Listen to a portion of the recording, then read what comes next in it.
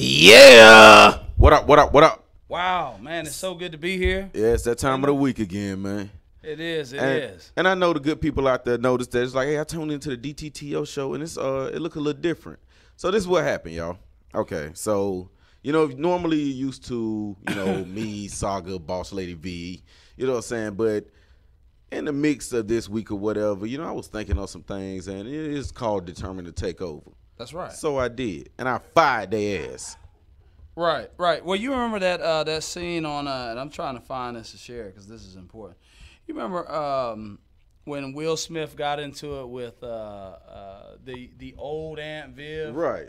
The dark-skinned Aunt Viv, and then she talked about this. Yeah. That they had this running joke with. But guess what? We got the light-skinned Saga. Right. Exactly. Kind of like light-skinned Aunt Viv, but exactly. way different. And so DJ Jazzy Jeff said that she said the lady who played the dark-skinned Aunt Viv came in and was like, oh, well, there was this running joke they had on the set that when DJ Jazzy Jeff would show up to the house, be like, Aunt, with the new light-skinned Aunt Viv, they say, Aunt Viv, you looking real different these days.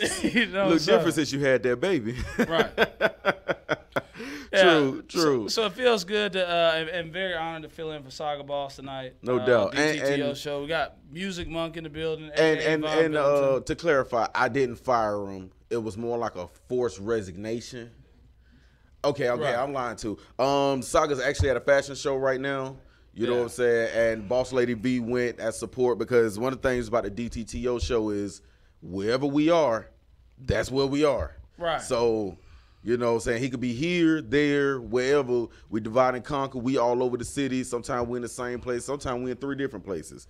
But we here and we there. It's good so, to be here. You know what I'm saying? I had to call in some home team help, man. I got my boy Larry's here with me. Got Music Monk over there in the corner. You know what I'm saying? I got some more guests coming through later on.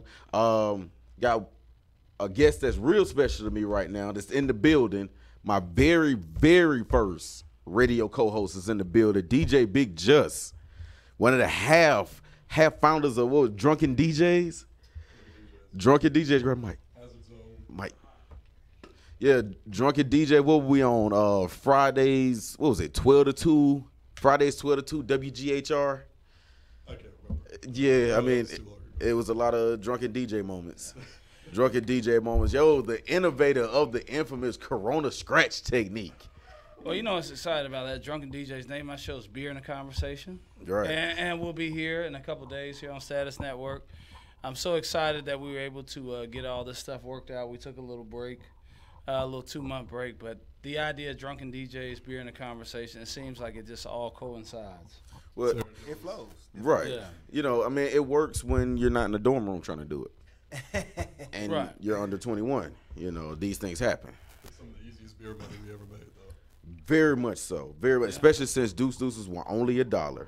Yeah. Oh, yeah, them Bud Ices? Yes. Yeah, I remember that. They were only $1 at the time. And they were super strong, too. So I don't normally wear caps to the viewers who I'm picking up Saga's audience. And I don't normally wear caps, but we're here, right? It's that time. I don't know how everybody feels about it. I won't talk about it. Yeah. Well, the potion. Oh, the potion. by my foot. I keep that heavily guarded. Yeah. So I just like wanted the beds under this table. I think Denver's actually playing tonight too. But I just wanted to wear this to get started, just to let people know where I ride. And I know it's a lot of people that got issues with the NFL or whatever. They're gonna have issues with everything. It don't matter what you do nowadays. So we trap now. Right. We trap. We all on this big marble together. Right. But it's so good to be here, man. DJ Agnew, thank you for the invite. It's all good, man. It's all good. I know Music Monk's excited.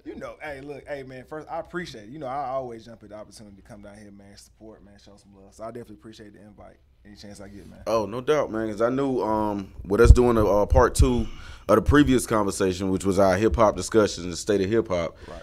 And I knew, 1, we were going to need the whole show to do it. And then 2, it was like, it's certain people I got to have back for this. You know what I'm saying? And so, like I said, we got some more people that's going to be filling in throughout the rest of the night, man. And we just going to have some fun with this thing. Right. Do it like how we do it. Hey. Yeah, so I just had, you know, we've been off. We hadn't done the show in 2 months, and Right. it's just every week there's been some crazy stories. And I'm like, I was kind of contemplating on the way here if I should talk about it. I don't know what it has to do with music though, you know. So maybe I'll just leave it alone. I mean, you know, we can. It's just been, I don't know, man. It has just been some crazy stuff. So I got invited to do a reality show. Hey. Yeah. This They're should be bringing fun. back Flavor of Love, or what is it? That would be good, actually. Hey, hit the bell. Hit the bell. Yeah. So I mean, I'm not The Larry Love Show. I'm not too. I got called Larry Love Bug by one of my co-hosts, but I'm not upset about the idea of, you know, testing out 50 women and then dismissing them one by one, based off of some sort of inadequacy that I see or that they have in themselves that I've noticed, and I can kind of use it against them. I'm just playing. Yeah, I'm not. But no, it's supposed to be Married at First Sight. Have y'all even heard? Have you heard the show? Yeah. Married at First Sight. Yeah. Yeah. I think it actually may be in conjunction with the 90 Day Fiance. I was gonna say thing or 90 something Day like Fiancé. Yeah. I've seen that. It's one of those TLC A&E. That's too quick. Discovery. 90 days. I'm still Well, the figuring Married out at if I First like Sight you or is not. Alright, well, that's Married all at it First is. Sight is It's supposed to be It's a that. car when rental. Car rental. like I don't marry her Is it until a I meet car her. rental? Yeah. Car wreck. The entire episode. Each episode of these shows is a car wreck. That's all I'm Well, saying. yeah, Oh well, my goodness. It's an older Maybe lady. I should watch it. Yeah, she's 53. I'm 36, and we would get married that day. Well, I mean, her clock's kind of ticking. She got to hurry up. Hurry up for what? I mean, she ain't pushing out. What are you talking about? I mean, she 50, so she might check That out. clock ran out. No, You I'm talking no, about her life? I know, I'm yeah, talking yeah. about the big Not clock. her baby no, clock. No, He's talking about her no, life. that little clock's done right now. I'm talking about the big clock. Yeah, well. What's the name of the clock that drifts the sand? Oh, the hourglass. the hourglass. Yeah. I mean, so I saw her profile picture and I was like, if she really looks like this, I'm not gonna get shit. into filters That's and it. IG pages. Man, I can't wait. I'm not gonna do it today. And see, now you're going to an episode of Catfish. Pretty much, and you know, I won't do it. This is about hip hop, even though hip hop is a lot of fake imagery in hip hop, and I know that that's something we're gonna get into. But I have a problem with IG filters. I can't stand them. It's filters in general, though, man. Like That's true. it's just filters in general. But you know them little animal filters that they put on is they trying to be funny, but they really trying to divert attention away from. So no bunny ears. Right. It's a lot of lack of self-love amongst our women, and you know what I'm saying. You see it there in the IG filters. It drives me crazy. Now, Larry, we gonna keep this on the music. Well, it's a lot of lack of self-love in hip hop Got a too. lot of life here. Good Yeah. But if you want to hear the rest of that, Tuesday nights, we'll be back right here to do it again. Yeah. So happy to be here again. We had a great discussion. It was a lot of people here. Yeah. Last time. But it flowed. I think everybody did a great job of articulating effectively and efficiently. Yeah. I had to hit y'all with my TI real quick. So Right. So I think today Indubitably. we're really, really going to enjoy. This is going to be a great discussion. It's going to be powerful. We're going to get into a lot of the things that we feel deep down inside about how we feel about ourselves, about some of the things that we mimicked as young men based off of buying into a lot of this false imagery. Right. I'm looking forward to it. DJ Agony. No doubt. And what we're gonna do before we get into that conversation, I do want to segue to a video. Shout out to the crew down in Florida, Mastermind Entertainment. That artist Young Folk just dropped a new video today. He hit me with it this morning. I said, you know what? I'm liking this. I'm playing this tonight. He's like, you know, I'm gonna be in Georgia in October. Nah, he ain't gotta wait that long. I'm playing this video tonight. So, you know what I'm saying? We're gonna get into that Young Folk. 6 Rules is the name of it. Spelt with a 6. Like So number the 6. alphanumeric 6. Yeah, not the number 6 IX. like black. Okay, so Yeah. it's Like kind of black, but But with a 6. Yeah. Right. okay. Cool. But yeah, man, like I said, shout out to Masterminds, yo. They, like I said, they're DTTO family. When they in town, they come here. It's usually about 40 of them. And I remember when they come, they bring a van, and I wonder who's still in Jacksonville if all of them are up here. But yo, That's true. shout out to Mastermind, definitely. And we're gonna get into that video momentarily. Meantime, between time. Yeah. Well, what you got planned for Labor Day weekend? A lot of this. Yeah, me too. A lot of this. And preferably somewhere where there's a lot of women. Yeah, yeah. And Well, a lot of this. I've got some ideas. You know, I won't say it right now, but I know Right, a couple right. places. You Gonna be know, some really, really good parties. we- Now that I'm I'm bartending actually, in the industry and whatnot. I'm actually celebrating my birthday today. That's like Hey, now, wait a isn't it? second. Yeah, yeah. That was now. You That's yesterday? right. That's what's up, man. That's what's up. That's Like I what's said, up. it's gonna be a few birthdays. Happy birthday to This This might, not, Yeah. this might not be an early night. We might have to do this. You know? Right. Sure, why not? We playing the video now? Oh, what are we doing? We're looking at a Status Network screen now. Cool. It's I like thinking. it. I love it. Yeah. This ain't it. Hey, right, keep going. so you know, So you got Labor It's- Day it- and you got birthday plans. right? It's kind of taboo Oh. music, Monk. But I mean, I know you're a little bit older. How I'm 37, man. oh, okay. Yeah, I'm 37, man. Hey, look, man. Hey, look. Man, I mean, you made just it. carry yourself with so much wisdom and What, I'm Moses? experience. I'm Yeah. Solomon over here. Yeah. You know what? I would be Solomon, though. You feel better at 37 than you probably did at 27. I actually feel, you know what? I thought about it today, and like I definitely appreciate everybody, you know, kind of reaching out to me and whatnot. But I feel actually a little bit. I feel better than I did when I crossed over 30.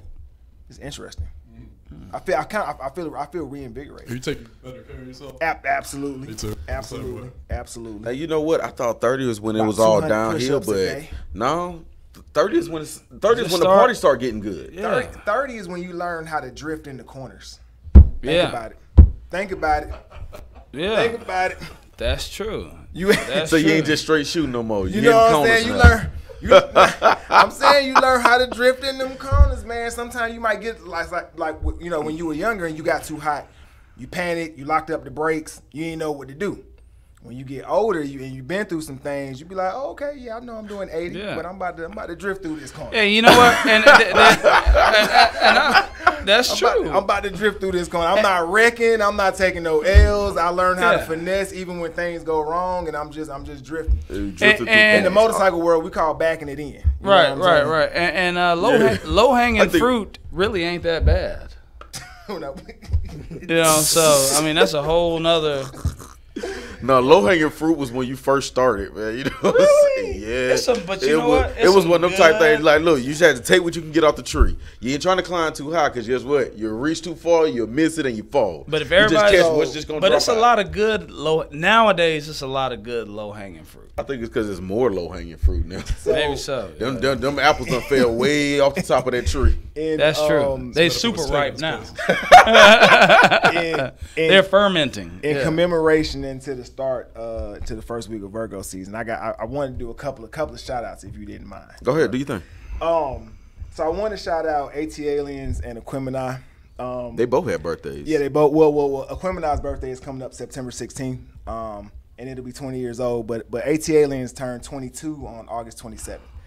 So you know what I mean. Two of the greatest albums. 22. You know what I mean? So that mean it was 22 years ago that I was in middle school? 22 years ago, bro. 22 years 22 ago. years ago, I was in the 8th grade because I remember playing two dope boys in the Cadillac getting dressed for school. I remember. Oh, wow. I remember Ryan Cameron. It seemed like he played the first half of that album every morning before I went to school. I He think he did. stopped. I think he stopped at Wheels of Steel, if I'm not mistaken. That was the wrong place to start. Wheels of Steel, I was like, shoot, I always wanted to learn how to scratch like Wheels. But Greg Boy. Greg Street picked up with Elevators because he actually had debuted the song before they were ready That's for it. true. Too. You know what I that mean? was the first First single. single. Yeah, that right, was the first single.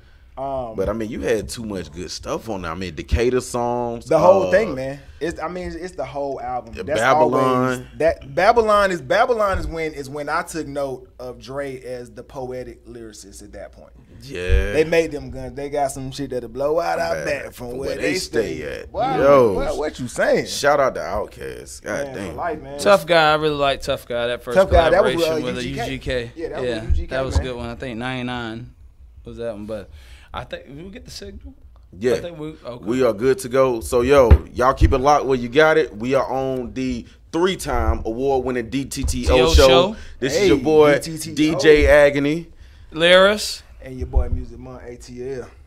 All right, we'll be back. Kick addicts. Kick addicts. Kick addicts.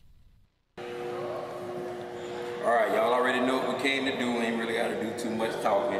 You definitely know what to do. All right, fellas, we're coming for that ass. We already know they soft. I hope you know what to do. Please tell me you know what to do. Understand? We gonna smash. Just like we do the females in the back. Ain't no way here in high school, man. We went to school together. Bring it in. Clap it up. What we gonna do? Kick it out. What we gonna do? Kick it out. Inside school, man.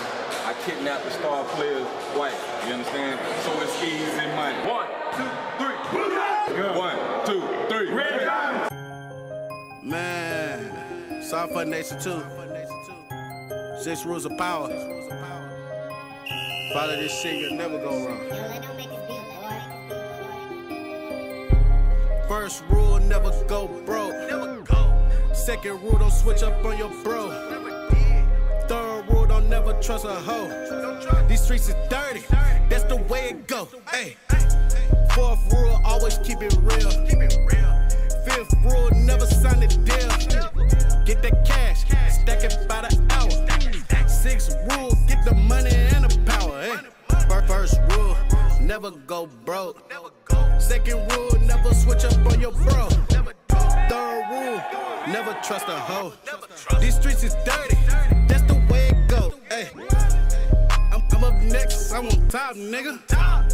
They like, damn, fuck you hot, nigga. First rule, ain't no pressure. I can teach you about the game, ain't no pressure. Young nigga, ain't no flexing like a wrestler. DTT a nigga, put him on a stretcher. Keep a bad bitch with me, Hugh Hefner. You know I do. Two sauced up and I'm cranking on the level. First rule, never will. Third rule, never trust the hard.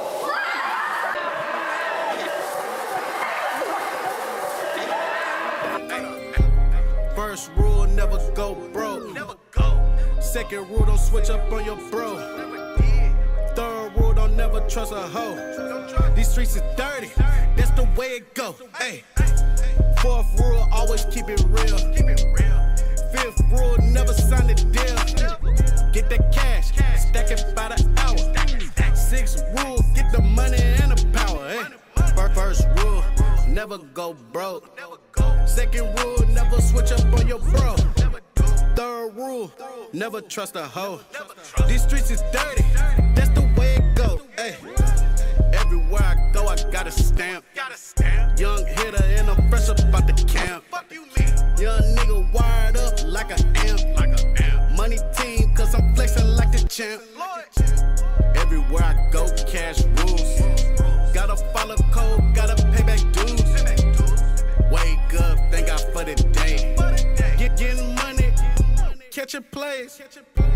First rule, never go broke. Second rule, don't switch up on your bro. Third rule, don't never trust a hoe. These streets is dirty, that's the way it go. Hey. 6 laws of power. Yeah, I put some on there for the mixtape. You know, bucket.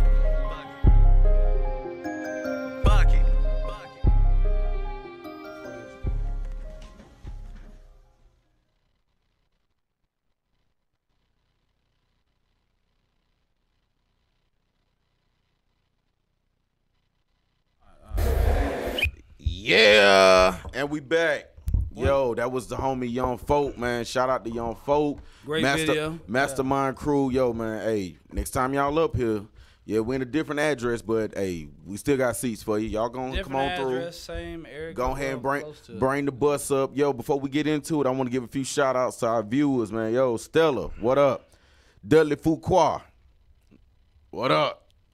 Young Folk, hey, I told you I got you. I told you this morning that. Saga, the hell you want, man? You been fired and replaced. The hell you want? Yo, don't be Saga, what up, bro? don't be commenting on Saga my boss. show. Yeah. Ain't nobody come to see you, Otis. Hey, man, I'm humbled and I greatly appreciate this. Yeah, it's an honor to be sitting here in your spot, Saga, and I don't even know what to say, man. I feel seasoned, stoked. man. Yeah. Like, Yeah. I instantly got better when I sat at the desk.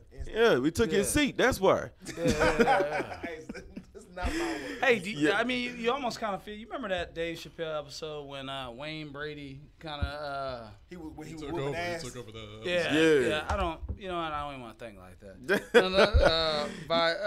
Vitali, Ray. You say it. Yeah, Ray spelled with an E. What's up, Shouter?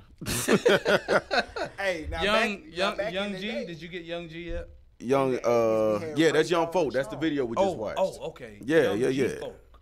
Got it. Yeah, him. All right. Yeah. Okay. So, cool. You know what? Hey, I appreciate all the shouts out. Let's get into the meat and potatoes. I got, like I said, my boy, my DJ, my college roommate, DJ Big Just in the building. What up? You know, got Music Monk in here. And just one thing I will say about you is that, you know, through the changes in hip hop, you really kept a close ear to the underground scene. I love the underground. The underground That's scene. where the good stuff's at. Right. But I'm sorry. I guess I said, that's how I say Vitali's name. Vitel. Vitel, I'm sorry. She's commenting and said you need to say my. I apologize, Vitel, because she's Right, one of look. the. Or just do like I do. Yeah. Shout out to Vitaly. What's There up, you go. Shouty? Done. Okay, I'm sorry. I digress. Y'all go ahead. Right. Bethany Robinson. What's up with you? Hey. Hey. But with the underground scene, like the first thing, one thing that kind of bothered me about the underground scene, it was always a catch-22. Because one thing I noticed is that, like, when he was underground, the artist is hot. They hungry. They dropping just nothing but just straight crack on every record. They make it mainstream. Then they started dancing. Soft album. Yeah, the album goes. Yeah. I mean, the first example I could think of, to be honest, Pastor Troy.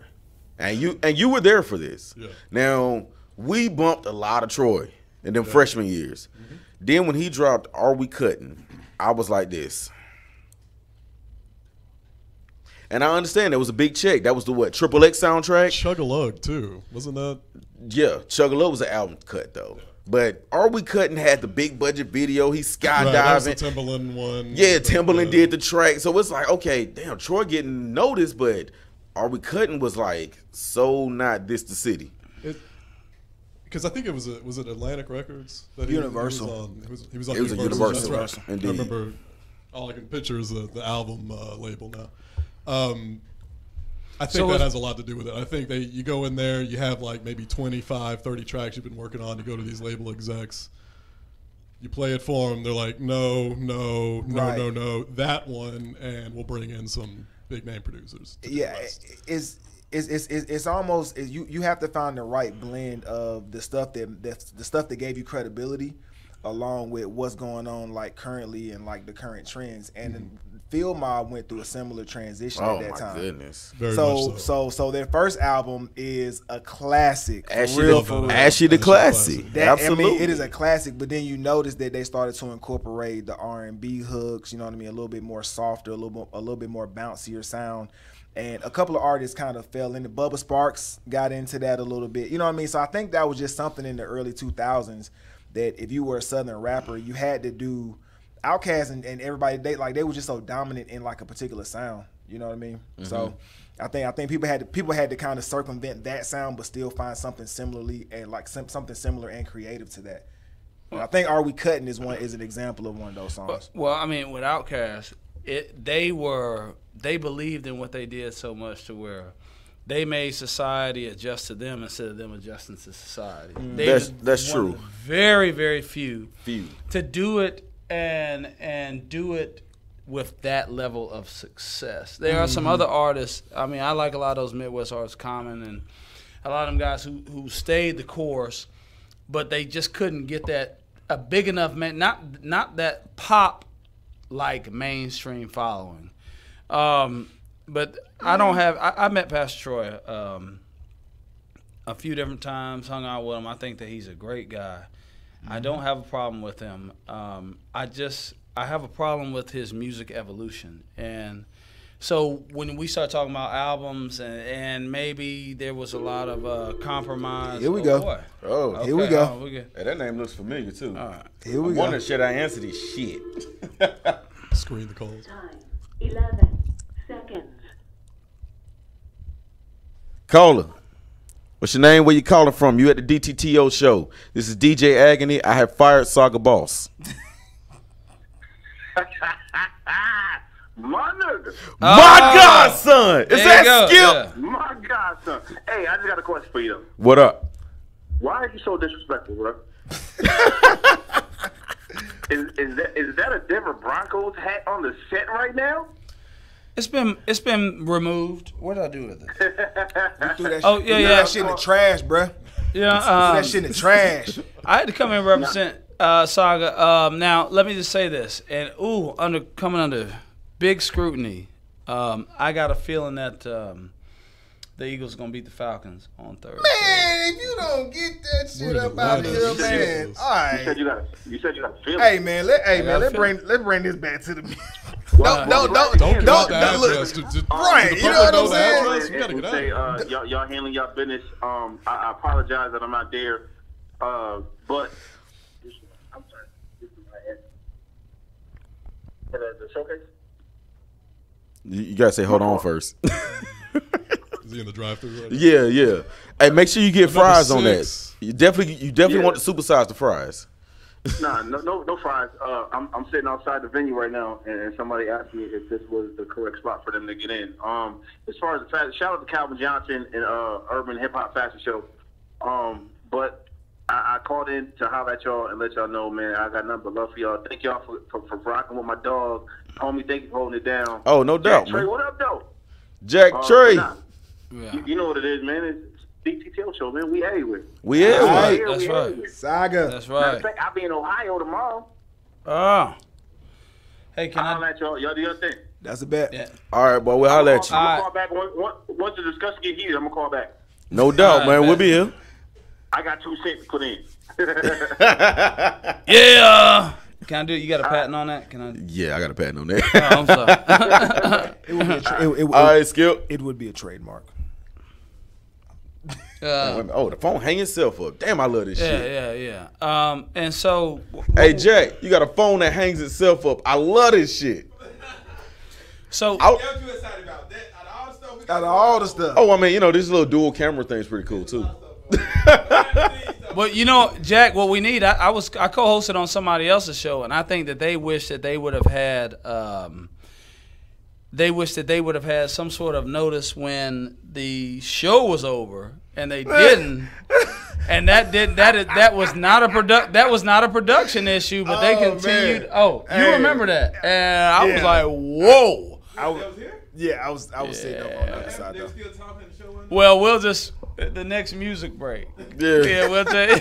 We gonna get into that. I don't know who's watching Start right boxing now. everybody. You know. We got the Atlanta fans coming down here. Oh, yeah, we finna get jumped. Yeah, but These parking lot ain't safe. but I DJ shot up from Agony, the But- West End before with the SWATs. I'm good. Right. I am curious about this. Is there a rule of thumb associated with, and this to everybody, but I mean, I know that this is what y'all do. Why is that though? Why is it that when guys are underground, they're hungrier? I mean, is it because there's more profit in being commercial? Is it because there's more profit in making us look bad to our people? Why? What is it about it, man? I mean, because if at the core of the artist, he drops so many tracks, he's freestyles. Why? It's two answers to that question because you're answering it from two different sides of the fence. From the artist standpoint, they want to go to where they get the big check, which is going to what they think is the big check. I was about to say, is there any real sustainability with that? I guess. Yes and no. But what it looks like from the naked eye, you're a hungry artist, you independent. You got to think when you're independent, you're funding that yourself. So when somebody says, "I'll foot that bill for you," and give you a check, that'll make you think a little bit. But the catch-22 to that is how much of you do you have to compromise for them to fit that bill? Now, on the label side of things, they have a view of what they think our culture, our hip-hop is supposed to look like or what they want it to look like. So if you're willing to compromise yourself, cool. Take off your Timbs, put on these slippers, take off your baggy jeans, put on these extra skinny tight pants that you can't get past your knees. And I know, I'm gonna get you some terrible writers because that stuff you doing, that's too street, that's too urban. Nah, we need something safe.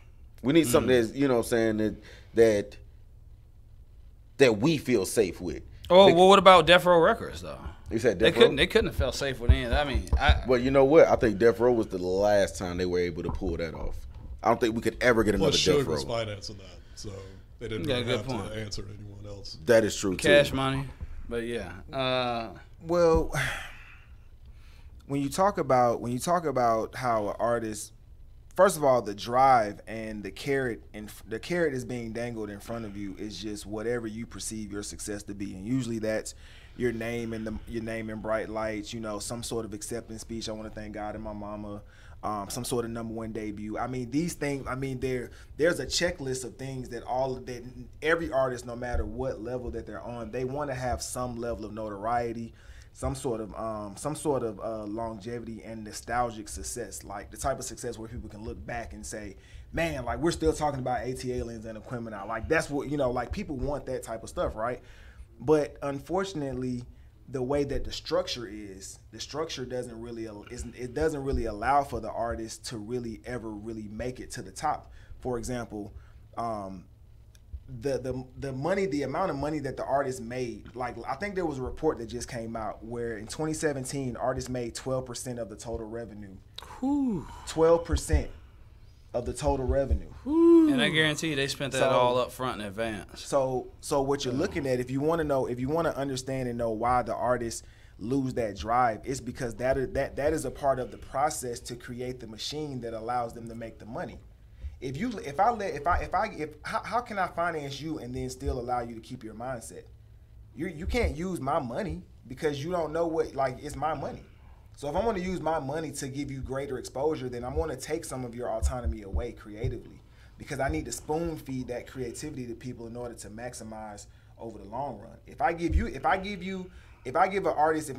allow an artist to give everything the first album, that's what the sophomore slump is. But see, back then, the way record contracts were structured, they would recoup that money in the first album. We're not buying CDs anymore, so the touring, they have to continue it with the 360 deals, the constant touring. So you may get 2 or 3 good songs, but then they recorded 50 songs, but they're going to spread them out over the next 4 albums. All of the albums that are under that person's deal in terms of obligation. So that's why you're getting a dilution of the product. You know what I mean? It has to be that way in order for it to reach the masses. So to make money as an artist, you have to be a prostitute. Essentially, is what I get from you. I mean, it really sounds like a pimp hoe situation. Let me tell you, young folk whose album, whose track we just listened to, actually he had commented on this. Yeah, he said, "I'm signing. I'm getting sick of coming out of pocket." Here's the thing, though, young folk, you in a good camp right now. Y'all good. We talking about them folks out there that's kind of for real got to come out of pocket. Like, I'm at mom's house funding this out the laundry room and I got a sucky job. We talking about them folks. But those are the people. Your camp is good. For the love, though. Those are the people that should be doing it for the love first, not to make nothing. But no, that's the thing. Those are the people who want to get out of mom's crib and they hate that sucky ass job. They tired of moving cars. But they'll get you a foundation so your art don't have to be relied upon to make the, you know what I'm saying? Like, that's the biggest way to fail. Do you want money or do you want your art to be timeless? That's what we're saying. Van Gogh's paintings are worth 100 times more. But if you think about it, though, they're timeless. Is it for the check? Or is it for the longevity? Because you're using the word artist, but are we getting rappers or are we getting artists lately? We getting dudes that's like, you know what? I could jib over 16 bars long enough for somebody to like it. 3.5 minutes, and they paying for it. Now, artists take their time with it. Artists don't have to put out 50 mixtapes a year. That's right. That one album is going to ride for the next 2.5 years. A good one. Because the thing is, and I hate to bring him up, Jay-Z's done this to me, where I'm still riding to a Jay-Z album. Right. As a matter of fact, I was still riding to the Black album, And then Kingdom Come came out. I was like, but I wasn't finished. So then I'm like, okay, all right, here go Kingdom Come. But then American Gangster came out. I fell in love with American Gangster. That's one of my top 5 Jay-Z albums. It's a great But it's like, I'm not finished. It's like what Nas did with Stillmatic and Godson. I wasn't finished. Yeah. Let me finish my tape.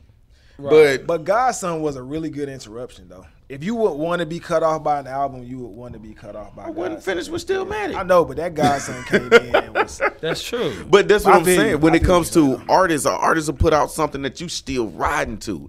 Mixtapes, after the next mixtape get old, after the next mixtape comes out, the last one's old news. It's tossed.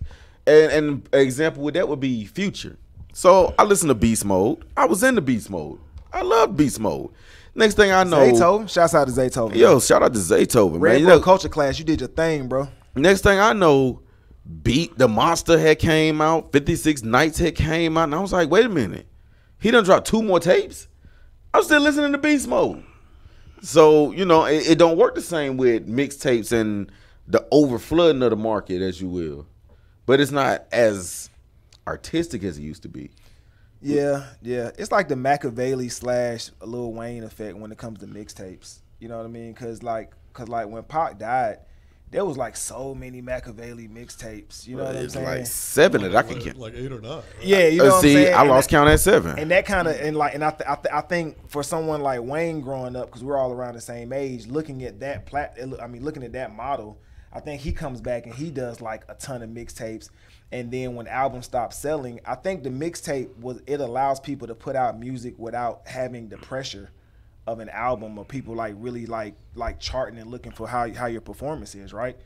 So playlists, projects, mixtapes, it's just all a way just to say I got a whole bunch of songs and I'm just so antsy because I'm in the studio all the time. I just got to put stuff out.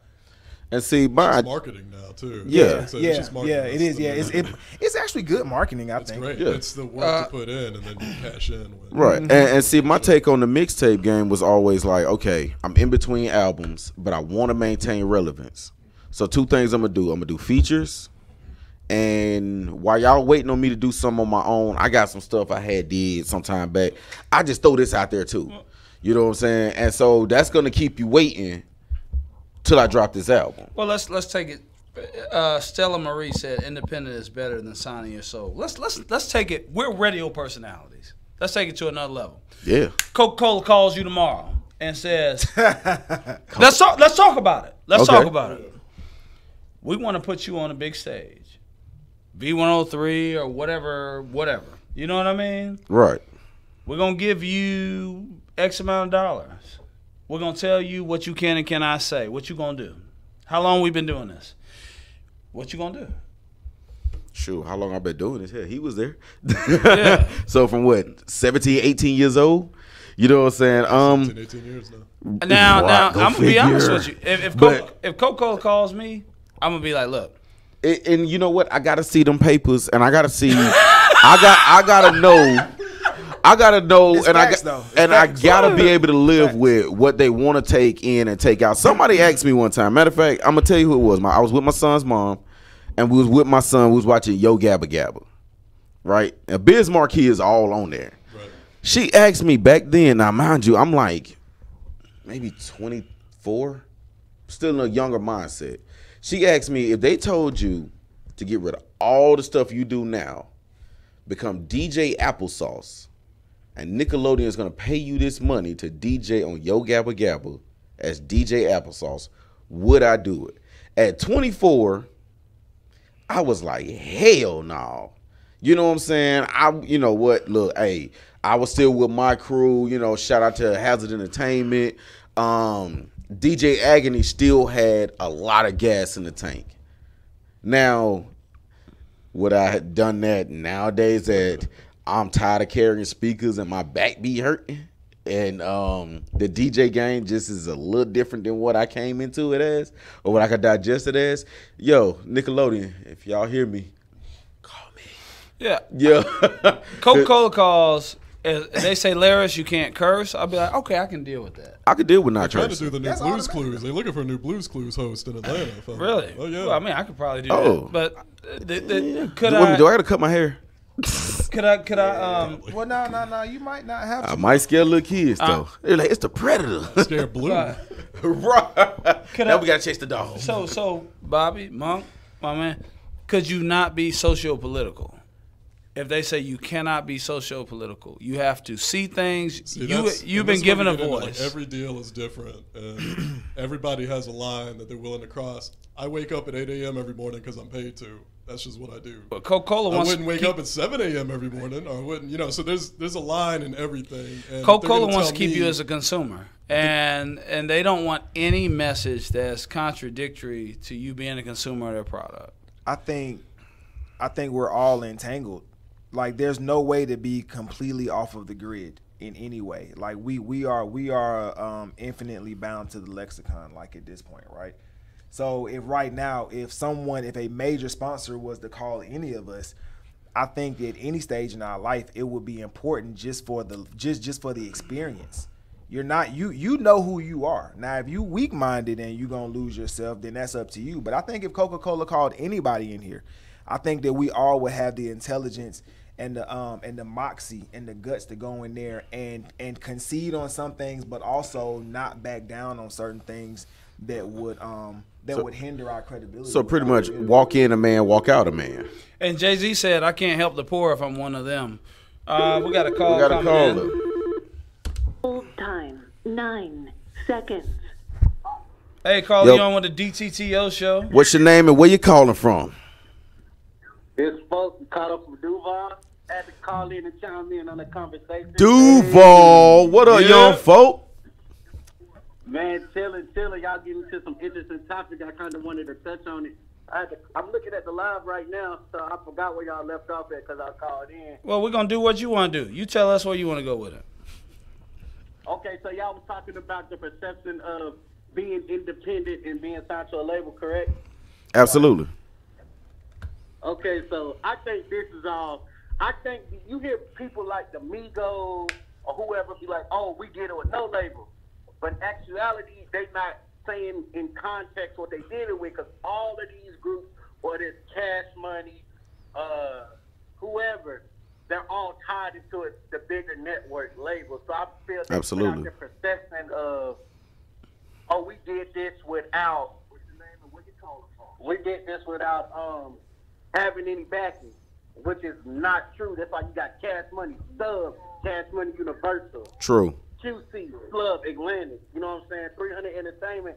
So it's just like they throw these. We watch these interviews as artists because, that's where we want to be. Whether we watching The Breakfast Club, Adam 22, Lyrical Lemonade blog. That's like where we want to be. So in a way, it's kind of like blocking. Oh, he did this way, so I'm going to get out there and do it this way. You feel me? When that's not even the whole story. Right. Because truth be told, like you doing this independently, you gotta let's take social media for example. Your audience is not there. The label gonna take you and give you the audience.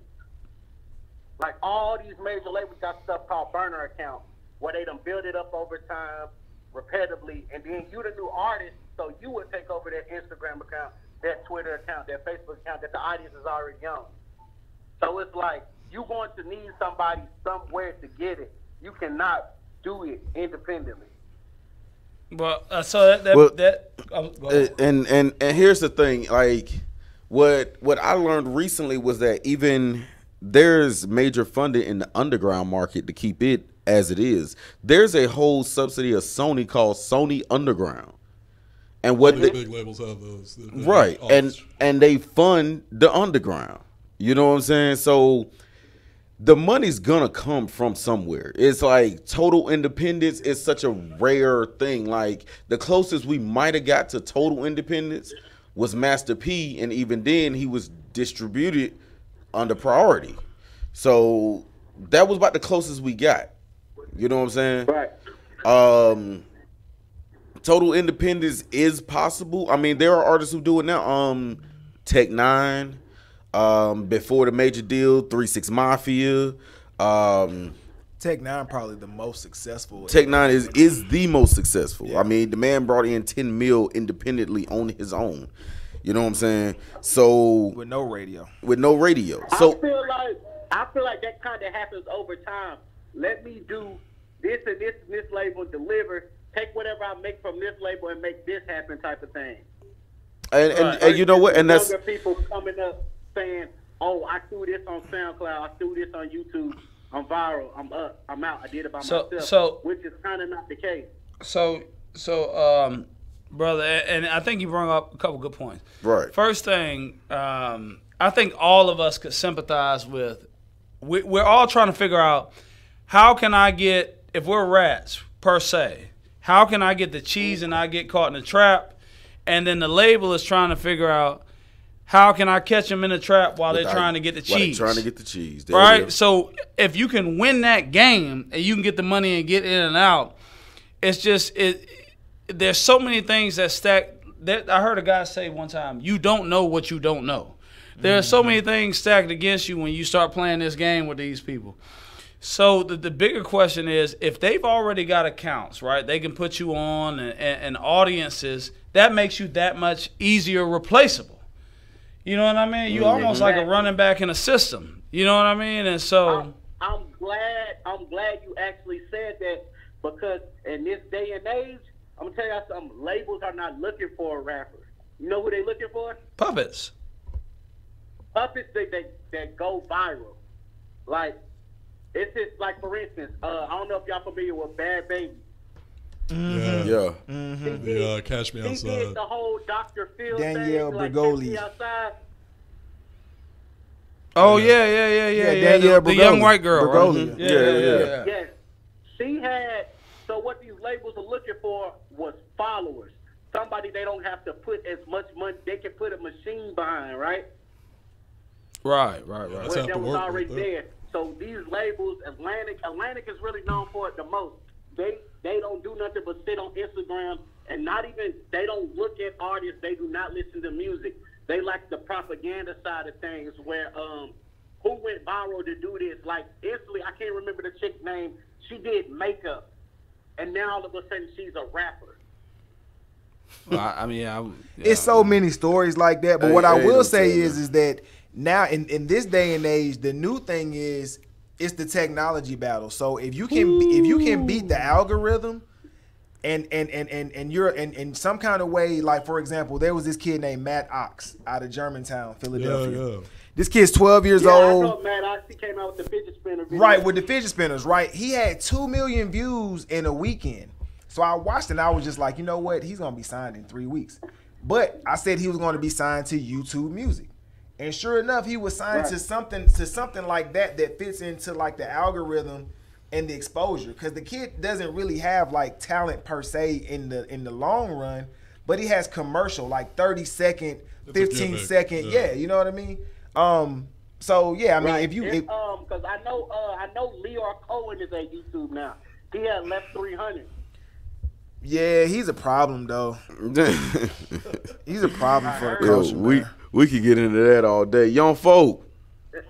Yo, I appreciate you calling in, bro. Let me ask you this. For the people, get them your social media info and let them know where they could watch that video. Shout that video out, man. Didn't I not tell you this morning by what, 9:30? I'm playing this video. 9:30. I said I'm playing it. I was like, when you coming in town? October. Fuck it. I'm playing it tonight.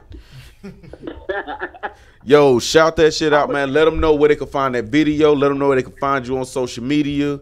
Holla at these people, man. All right, it's your boy Young Folk, and you can find the 6 Rules record on my YouTube page. It's www.youtube.com/YoungFolk10K. You can also follow me on Instagram at YoungFolk_XXL. Yo, hey, I appreciate you calling in, Ken Folk, man. You had anything else for the folks, man? I would definitely be there in October. First stop coming to the DTTO Show. Hey, we here. Hey, man, you gonna bring us fresh 16 bars? I'm gonna bring out fresh 16 bars, new videos, all that. No doubt. Yo, appreciate you calling in, brother. Most definitely. Anytime. All right, peace. Bam, phone hangs itself up. Yeah. We got that. Shouts out to my brother, man. TSI in the building. What's up with you, homie? Oh yeah, I'm here for your birthday. Hey man, appreciate it, man. Yeah, it's gonna be one of them nights. Been my dude, man. Yo, I'm gonna need everybody with a good job. Go ahead and call in now. Hey man. It's gonna be one of those nights. Good job and good credit. Just tell them where they can meet us at here in a little. Yeah, he kind of lost me on that one. I think I'm ready to go ahead and take a break, queue up another video. But in the meantime, between time, yo, if y'all want to hang out tonight, y'all know where we at. We in the same, man. We in the same spot every Thursday. I promise you. Is everybody gonna be there that normally is there? Let's hope so. Yo, well, are you? What's that again? Wait a minute. Okay, I'm talking about the bartender. Yo, I wasn't even talking about regular people. You know how to leave it alone. Shout out to D, my favorite bartender, because yeah, that's who I. You know we love D. We love D. That's what I was thinking. Yeah, because D wasn't there last week. It was heartbreaking. I was getting cranberry juice with a shot of my vodka.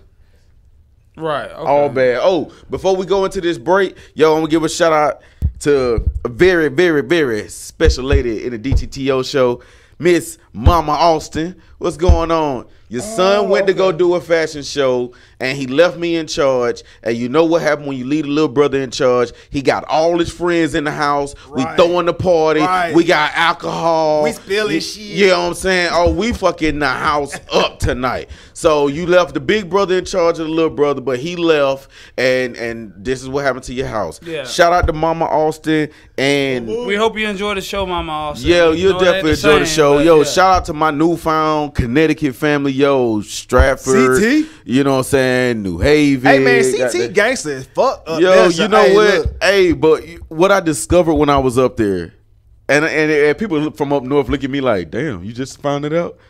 Fucking bodegas. I love them shits. Yo, Keisha. Really? Keisha. Get you a sandwich? You can get a sandwich? I'm calling out the mayor right now, but it sounds like my cousin. Right. Keisha. Put some bodegas in the A. And what's the other one? Stacey Abrams. Hey, stay. Go out and vote. Put some bodegas, and put albums in the bodegas, and put the bodegas in the A. Do you realize I walked in a convenience store and walked out with an Arizona, a lotto ticket, and buffalo chicken egg rolls? And you probably could have got like a nice hoodie, a nice bubble, you know what I'm saying, goose down. It wasn't cold enough. I went in June. Oh, okay. A white or black T-shirt too, probably for $5. That's what I'm saying. Like, smell like pine salt. It's a for real convenience store. Our infrastructure ain't set up for bodegas. Here's the catch-22 about bodegas. There's no gas. But the way it's built up there, you walk everywhere anyway. That's why I say our infrastructure ain't like the closest thing that we have to a strip of bodegas is right there before you get to 5 Point Station, coming in on Peachtree Street. Right. Like that little strip, I call that Little New York. You know, I thought he said stripper bodegas, and I think we're all. Yo, they got those? No, but they probably do. Stripper. This is a business idea. We're coming up with. Yo, anybody in Bridgeport, if y'all got strippers at the bodegas, yo, call into the show. The number is 470-251-4707. There is one off MLK and stripper bodegas. I guarantee you. I mean, the girls outside that's just trying to scare up a little money for Colt 45 probably would strip on the inside. He says scare up a little money. Oh, yeah, because they scaring the hell out of niggas. I'm telling you, son. Yo, we finna kick it to the next video, man. Shit. Yo, my boy, my partner, my man's in them, Antonio Slim, who's supposed to have his black ass in his building right now. But I digress. Yo, this is a single he dropped a couple years ago. It's still like it's brand new yesterday. You know what I'm talking about? Antonio Slim, Pete Rose, man. Yo, Slim, I know you watching this somewhere en route, so get your ass in the building so we can come talk that shit like how we always do. In the meantime, it's DTTO Show, 3-time, finna be 4-time award winning. It's your boy DJ Agony. Laris. Your boy Music Man ATL. You know what I'm saying? And we be back in 3 minutes and 56 seconds. And I'm going to holler at y'all. Yeah!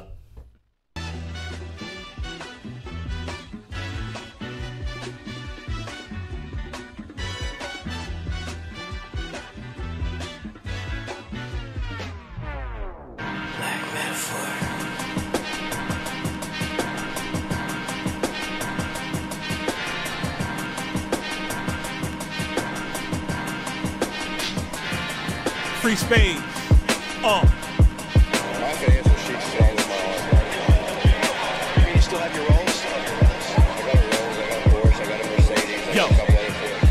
I gamble with every dice, pay kiss before I throw them out. Illest nigga since ready to die in reasonable doubt. Big shoes to fill since I'm aiming for the top. End result gon' have me still a martyr or a Bentley drop. Till my heart stop, I raise hell. Fuck bitches with Chanel bags, sip Clico and pop tags. Blame my fate in mind state where niggas is broke, but got a full-time job when it come to hate. I show them how to be great, fuck a cosign. Soon as the blog say this, nigga is so mine. So let me testify, right hand to the sky. I burn it down, you witness it out your left eye. The illest nigga with a lift since G-Rap. On the road to riches, got your bitch face in my lap. This is how it should be done, niggas just fucked it up. So I'll make them lean without the double styrofoam cup. Yup. It's that ignorant shit you like. Niggas falling off like Diddy on a motorbike. Nobody missing them. Still chasing 6 O's while I'm betting on myself. Pete Rose. Will you start calling me a living legend instead of a legend? Sure. Legends are dead. Okay, so living legend. That's very important. He's a living legend. Gotcha. I put my lifetime in between them paper lines. A prodigy who ain't never get a share of the dollar sign. Instead of bitching, I just take mines, no prob. Hoes serving me with cheap bones and a blowjob. Niggas grilling me, nah, it ain't summertime. They ain't saying shit, might as well be a mom. G4 flow, so label me as a flyers. Nigga, you came and went, you something like the Ebola virus. Vivid memories of days I was bagging up. Fish scale knocking, sipping Army out of red cup. Best friend gone, I'm still feeling the hurt. Damn shame, only way I can see him is a t-shirt. So fuck nah, we are not the same. You bought the street cred. How pathetic, son, these niggas is lame. Give a fuck about their YouTube views. Probably break their Achilles. Even trying to take a step in my shoes. No question on who's hotter. Next summer bag R&B bitches with a crisp fade and Balenciagas. Niggas is divas, I'm killing they big egos. While I'm betting on myself, Pete Rose. It was a kind of personality I had that I had to do something else. I wanted to do something else. Bet on my team to win because it was like I had 25 sons going out there and I had so much confidence in them. And I knew I was going to win a lot more games than I won. And I was absolutely right. Ain't no other kings in this rap thing, they siblings. Vocabulary spills, I'm ill. Plasmatic. Ain't no other kings in this rap thing, they siblings. I rock beats that's mega trifle. The most shit, deep light to shining. Ain't no other kings in this rap thing, they siblings.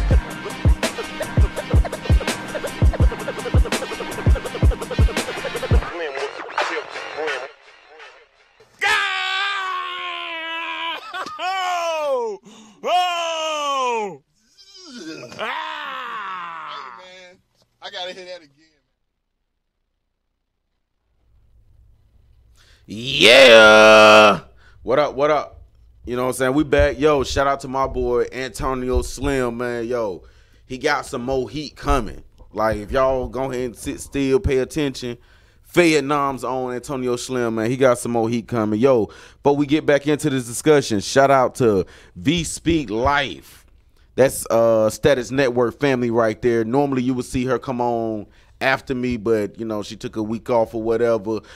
Make sure you check her show out every other Thursday from 10 to 12. And yo, look her up. She got dope shit going on and she got a book out. Yeah, it's people that still read.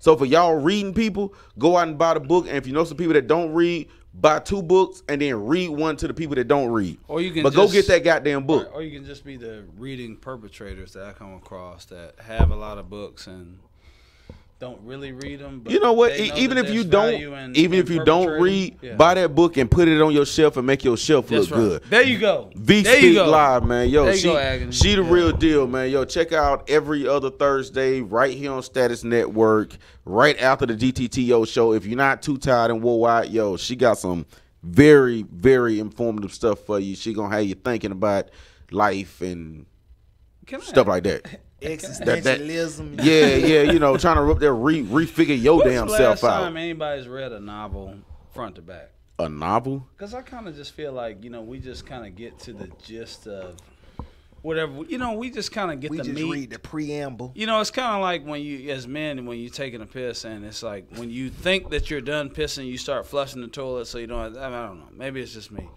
But anyway, I knew what you was This doing. was a You got to music complete show, the right? thought, dude. This was a music show. I mean, you know what? I'm sorry about that. Don't piss but on the music, Larry. I'm not gonna, Do not piss but on I'm the saying, lyrics. when's the last? I mean, front to back, you read a novel. A novel? Nah, everything I read now is about economics and revolutions. I just read online Facts. articles. I'll read the whole online article. If it's too long, I don't know. There's so many different mediums in which you can read. You know what I mean? I think technology, you know, had us relegated to just reading print, like actual like physical paper ink print. But now, you know, you could do audio books. That's the same. I mean, actually, a lot of people do audio books more because you can listen to it while you doing other shit. You know what I mean? Yeah. But as far as the actual art of reading a novel from front to back, we ain't got time for that shit, man. We got things to do. Yeah, like revolution and economics. And right. And my brand, check it out. And my brand is Revolutionary Economics. That's so crazy. Let's go ahead and boom. Shameless. That's a book right there. Yeah. All right, so, so what? But buy the book. Absolutely. Definitely. Check out V Speak Live. Go buy that book, man, and then go ahead and open your mind up to something same but different. You know what I'm saying? You'll start seeing some things like, you know what? That is what that was. I knew it. So I just want to. We were talking about the state of hip hop, and this is something that I think State of hip hop. Let's look at it from what we dealt with, and I just wanted to be kind of testimonial with this. Okay. Do we need to pull out the gospel organ for this? Preach. Wouldn't be bad, you know what I mean? I'm indoctrinated to believe that's, you know what I mean, that sound is representative of revelatory truth, right? Revelatory. You know, that's a whole nother thing, you know, but deep with the SAT words today, boy. Right. With this shit. But in studying and shit, in reading all the honesty, books with no pictures. right? So because I grew up in the Southern Baptist Church, and I was taught to hate everything, including myself. You know what I'm saying? Which is the Victorian plantation model style of biblical introduction. You know what I'm saying, to us as a people, for the most part. Everything you did was wrong. Chewing gum. I mean, ushers, white gloves. You chewing gum in the house of the Lord, boy. You know what I mean? Like, God is frowning on you. And that's what it was like growing up. I can't chew gum, God. I can't chew gum. So you fall asleep in church. What I'm saying is, so you ever been listening pinched in church? Not pinched, but pinched. You ever been? Yeah, I've been pinched. Oh yeah, no, paint. You got to twist that. Yeah, you got. Well, you know, because you was chewing gum and you fell asleep like a dumbass. Exactly, Fell because asleep you couldn't chewing listen gum. to someone talk for 3.5 hours in monotone, and you got tired at 7 a.m. in the morning. Right? What a villain! It's like you a were. flashback. So, did you at least was your biscuit still warm when you got it? Not that if the morning? church ladies cooked it, because you know you had to eat for that. For real. Oh! Don't go to a doggone church anniversary somewhere else at 3 o'clock. In the annex building. All right.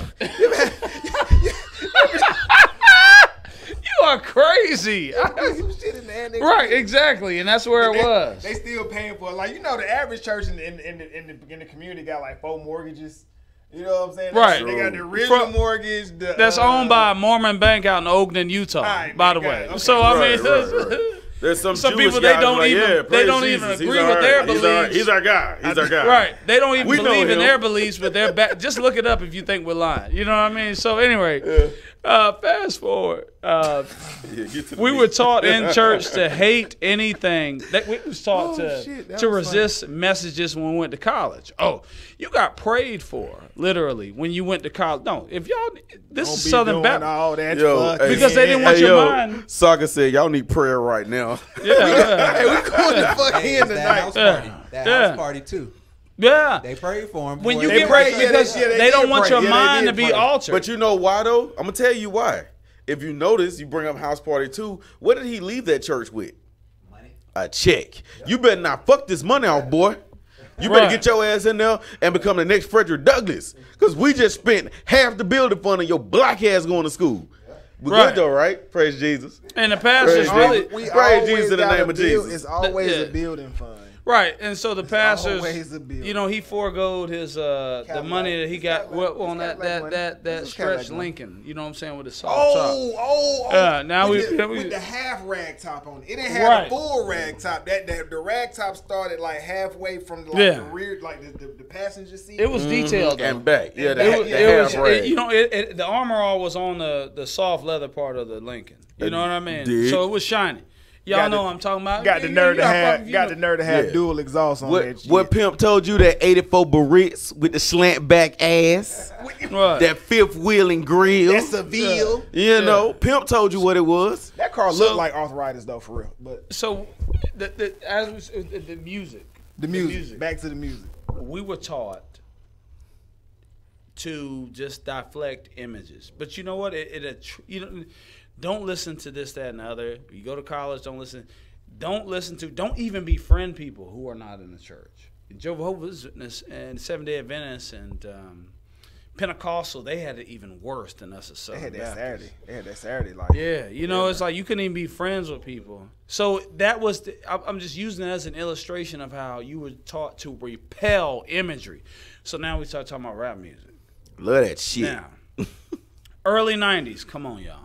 I grew up Death Row era. You know what I mean? 92. I was there. And we were all there. But what you know what ended up happening? It's like candy. You know what I'm saying? The more you told you don't want it, the more you want to taste it. You know what I mean? And what control did that have over us? You know Candy? The one from the Blue Flame? Okay, never mind. Keep going. Yeah. My bad. Another flashback. No, it's cool. Yeah, Shout out to the strippers. Flashback from yesterday? You got flashbacks from yesterday? Hey, look, only thing I do is just be a moment in time. You can flash back to it. but everything, we got this autonomy thing in us as men, right? Or the God created autonomy in us. So we seek to be a law unto ourselves. We seek to have free choice. And we reject internally, subconsciously and intrinsically, we reject any scenario where we don't have free choice because we were built to have it by the person that created us. So fast forward beyond that, we have I don't know if you call it unnatural or more of just a reflexive attraction to things that we're told that we can't have. So we like gangster music. Like pushing the red button. They say don't push the red button. You're going to fucking push the red button. That's what we do. Yeah. You blow the fuck up. And so what happened is that we rejected a lot of things that we knew weren't right growing up. This is our generation. Me and you talk about, this is the crux of the things that we talk about. It is. We're not saying that everything we told was wrong. We just know something is not right with it. And we don't even know it. It's our mind subconsciously tells us that something is not right about what we're being fed and we're being told. And what happens is the wrong people, Snoop Dogg, Tupac, and Tupac did a lot of good, but he had a lot of power. And you about to get us fucking shot up in here. But he God said damn, there was a lot of Don't let nobody up in here after what he just said. Yeah. We said that we didn't figure out who we were until we were in our 30s, it's right? It's too soon, but with Pac, certain things I'm realizing now about our culture, it's just always going to be too soon. And I think with Pac, man, Pac is the most enigmatic figure of our time, like of our artistic, creative, cultural time. He's our Dr. King. You know what I'm saying? God damn. I mean, shit. It's like one of those type things.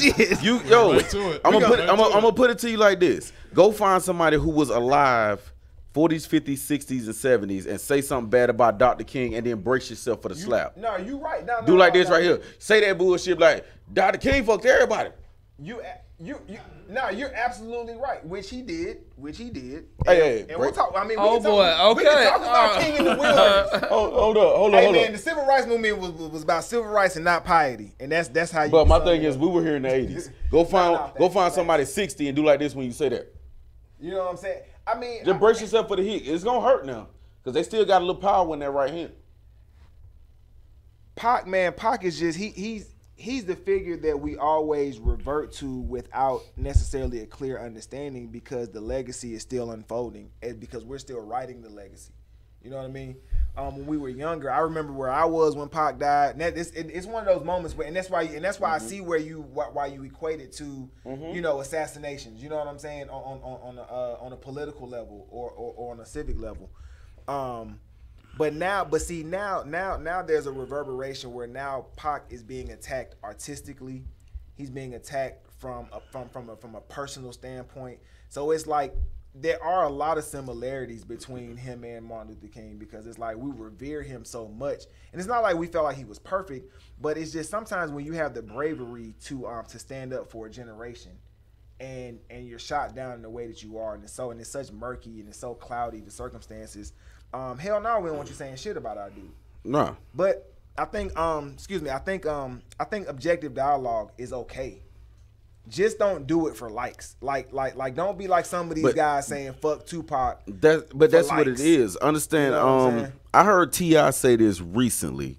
And me and T.I. about 50-50 on shit I agree with him on. Some of it I just don't damn understand, because he want to say indubitably 16 times in a goddamn sentence. But one thing that he goes on in context pretty good though. The context is one thing that he did say that I did agree with, he said that this younger generation seeks their validation in discrediting the previous generation. Indubitably. He said that part too. But and it makes sense. A lot of these dudes go for the likes or the follows because they'll say something so off the wall like, fuck Tupac. Or what was that? I can't remember the dude's name that said Tupac was boring. Or That's crazy. Greedo. Lil Xan, I think. Lil Xan. Yeah, right. yeah. Or what was the dude name? The matter of fact, it was Lil Yachty. They asked him 5 Tupac songs and 5 Biggie songs, and he said, I have no idea. I don't know what the hell that is. You know what I'm saying? Like, they really see that, okay, you know what? Like, where our generation of music, we came up, if you noticed, sampling. And I knew that was the first thing you was gonna say. Hold up, because it kept us connected. If you look at our generation of sampling, let's go back to like NWA, straight out of Compton, Dre / Chronic Dre. The sampling came from Public Enemy. Sampling came from the 70s, P-Funk. Yeah. Like pretty much the whole 70s is on the Chronic album. If you listen to the Chronic, you just heard P-Funk, Bootsy Collins, goddamn. Well, actually, that's all you heard on the Chronic. But hell, that was enough. You got 22 motherfuckers in one band. That's enough, niggas. Right. So that's what I'm saying. With that, the homage was paid that way. You know what I'm saying? Through effective songwriting as well. The songwriting matters along with the sampling. But go ahead. But with these young dudes, isn't it their punk moment? Isn't it their Protestant moment? Isn't there, because we're the older generation, and this is our canon.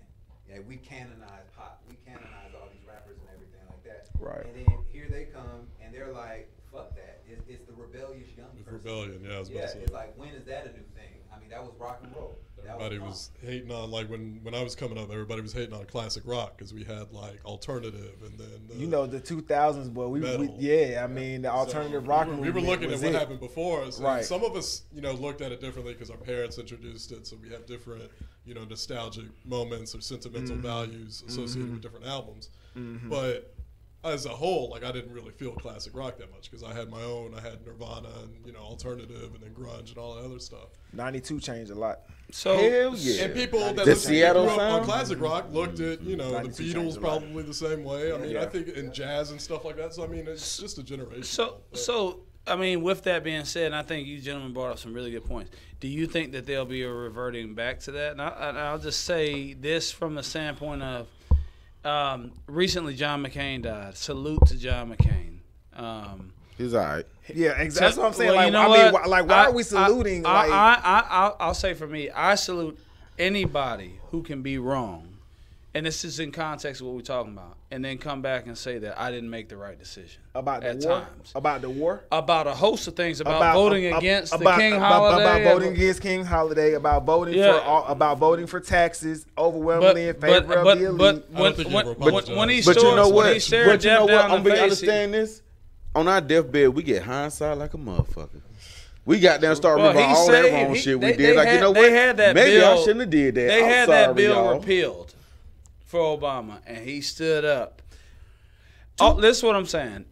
I think that I can respect it. To keep it in context, I believe I didn't like Booker T. Washington. I was taught to revere W.E.B. Du Bois. Actually, I did like Booker T. Washington. I'm about to say, because I'm from the east side, you know what I'm saying? So, but yeah, and I was talented 10th and the real pull yourself up by the bootstrap notion came from in their secret relationship where they actually appreciated each Work- other. but you know what? Because to I understand, they were like, only two different sides of the same coin. Dichotomy creates momentum.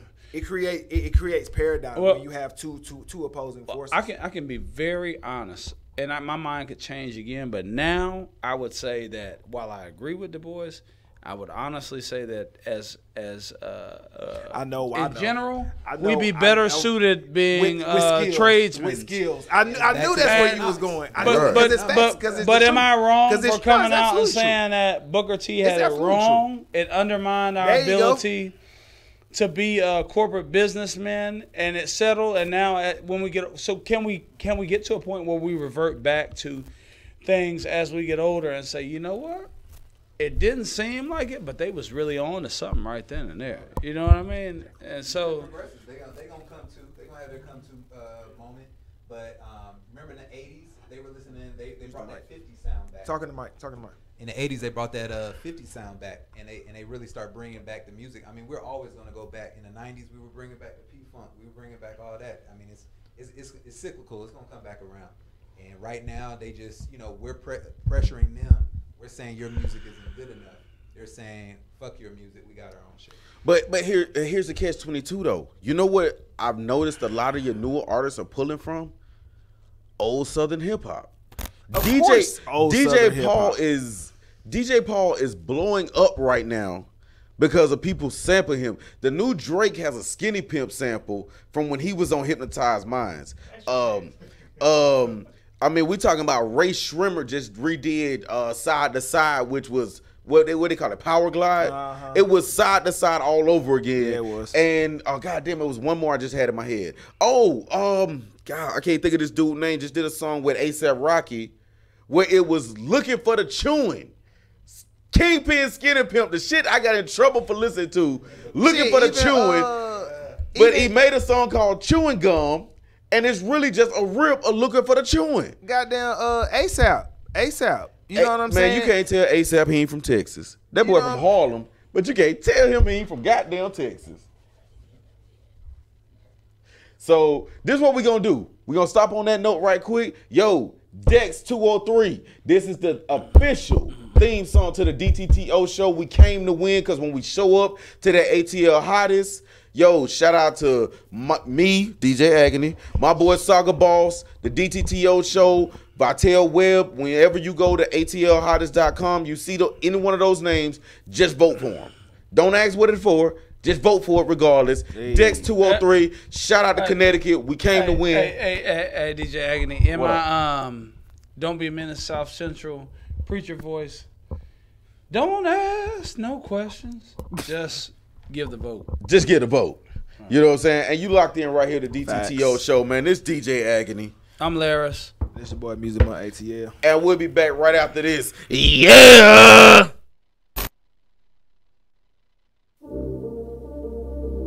They don't want me to win. It's like all they ever do is talk down on me. They laugh when I fall down on my knees. They don't want me to succeed in this life, but I'll never fold. I ain't never gonna stop going for this bread. All I'ma ever do is keep winning, nigga. Life is too short, it ain't no time to waste. I'm footing to this money like I'm in a race. Home run, nigga, you on first base. You knew you couldn't run with me in the first place. You knew that I was bout it just for my birthplace. Yeah, we get it in, that's for certain. My boys be dropping bodies like they Persian. They don't want me to win, look at them nervous. Some of you getting this money and don't deserve it. I ain't hating, I'm just speaking facts. I do this for my niggas sleeping on the mats. Doing 25 to life for fucking with them rats. Damn, y'all ain't playing fair. Everybody knew the rules before they came in here. I only rock with real niggas, ain't no lames in here. You never safe for the vest, cause I ain't aiming there. I'm here to win. I came to win. Every time I took a fall, I took it on my chin. Judge threw me in the feds, I took it with a grin. Yeah, I'm here to win. Yeah, I came to win. Every time I took a fall, I took it on my chin. Anytime I lost that money, got it back again. You hear the pain in it. I want the money involved, don't need the fame in it. I like to move like ghosts, don't put my name in it. You rappers keep catching cases, you playing with it. While we standing on the front line, steady getting to this paper, boys, crunch time. Forget waiting on a dream that comes sometime. I'm out to get mine now, nigga, I want mine. Give me that work, know what to do with it. The game ain't right from all you new niggas. Seem like y'all hustle for shoes, nigga. Put your work on the internet, you a fool, nigga. I'm tryna eat off a bigger plate. Drive on bigger wheels, live good in a bigger state. What's the sense of moving work if you ain't moving weight? Why you steady talking about it? I'm tryna be great. Dex, I'm here to win. I came to win. Every time I took a loss, I took it on the chin. Judge threw me to the feds, I took it with a grin. Yeah, I'm here to win. Yeah, I came to win. Every time I took a fall, I took it on the chin. Anytime I lost that money, got it back again. I came to win.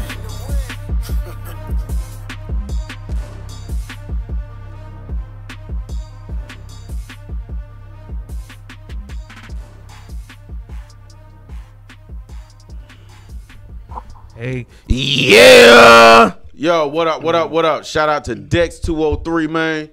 Hey, I appreciate that. He ain't know he wrote our theme song, but hell, shit, every time I show up, I come to win. Yo, y'all gonna notice. We got a couple extra bodies in the room, man. Yo, Nick James, producer, and my last college roommate. What up, Nick? What up, what up, what up? Yo, and then I got my boy, if y'all was paying attention earlier, which you should have been doing, that Pete Rose joint. Yo, I got Antonio Slim in the building, man. He finally made it through, man. Slim, what's good with you, boy? Yeah, what's happening? What's going on? What's Yo, going on? man, can't call it, man. Yo, I'm glad to have y'all in here. Now, no, I was coming. Oh, okay. We was here. Okay. So here's where I wanted to go with this. Now, we talked about a little bit of this off camera where, you know, we had the producer. The producer was usually the artist's DJ and another dude who knew how to push buttons better. Right. But now the producer is damn near the front man. It's like you buy mixtapes based on who produced it. Shout out to Zaytoven. And so I want to start it off with you, Nick. You in the building. You got the hot seat first off the gate. Just in the building. Yeah, you just walked in. You got the hot seat. Yeah, like, is this thing working? Yeah, you got the hot seat already. Yo, how did the producer end up from being that guy that you didn't know who he was, and now he's the reason you buy the tape? I mean, I think pretty much it's about the music. People pretty much wanted to know what was the creation behind the music, and I think from there, you know, people started promoting it more as far as you know, who makes the beat, you know, and you know, you got people like Khaled and other people like that Eat Nova King, who eat that, you know, and they know how to really promote themselves. I think it's a good thing to me as a producer to actually step up. I figured you would say that. You know, to step up to you know, promote yourself, because it's hard for a producer to actually to get your tracks out, you know, on a daily basis. So what better way to do it but not act like the rapper, but, you know, promote it like the rapper, you know. So. Yeah, I can see that. I can see that.